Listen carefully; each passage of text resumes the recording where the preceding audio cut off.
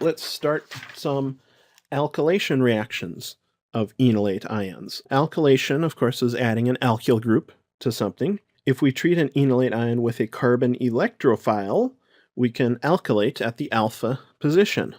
So a common reaction is for us to add some sort of alkyl group next to a carbonyl. That'll come from an enolate alkylation.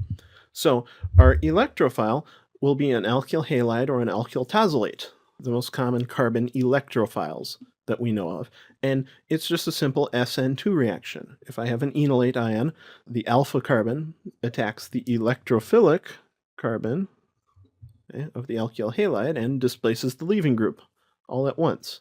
Remember, the nucleophile adds from directly behind where the leaving group is leaving from. So it's just a regular old SN2 reaction.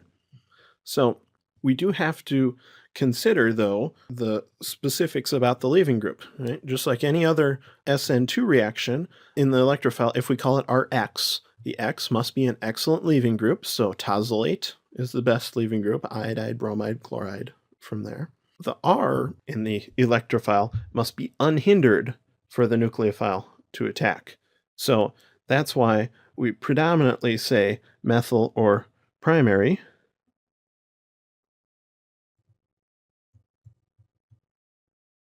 Okay. Both will work very well. Allylic and benzylic will also work well. Allylic is where it's like that. The leaving group is attached to the carbon next to a double bond.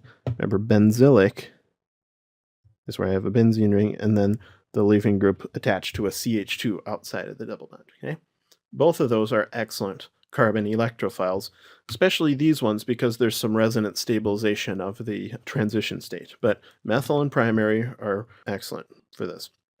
We cannot use secondary or tertiary alkyl halides.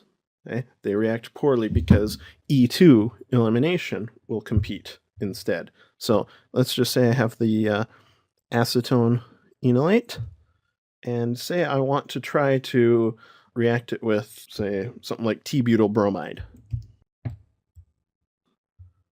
CH3, CH3, C, and then I'll actually make the H's on this one. Okay.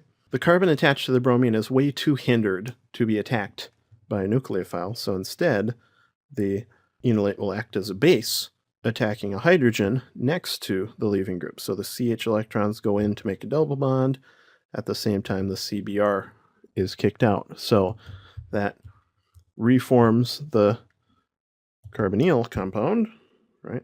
So we'll just have acetone, and then the eliminated product will just be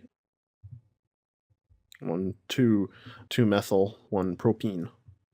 Okay? So you'll eliminate to have an alkene like that where you once had the alkyl halide. So that's why we have to have a primary alkyl halide or methyl. Can't be secondary or tertiary because it'll eliminate faster than it will substitute. So that's important for us to remember. So